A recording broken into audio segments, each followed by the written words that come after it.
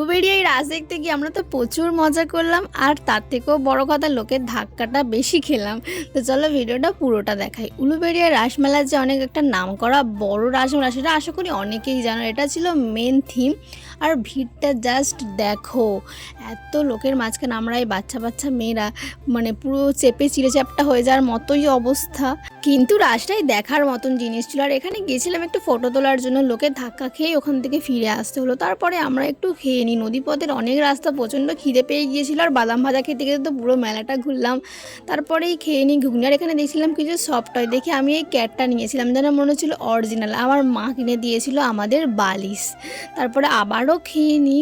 আর এরা লোকের ধাক্কা খেয়ে তো পাগল হয়ে গেছিলো, আর বালিশ দিয়েছিল আমাদের মতন ঘুম কাতুরে মানুষটাকে। আমি একটু ঘুমানোর চেষ্টা করছিলাম ওখানে আর কি। আর তারপরেই চলে আসি বাড়ি, কারণ বাইরে তো প্রচণ্ড ঠান্ডা পড়েছিল। নদীপথের অনেকটা রাস্তা। তো রাসে আমরা কী কী কিনলাম সেটা তোমাদের নেক্সট ভিডিও অবশ্যই দেখাবো।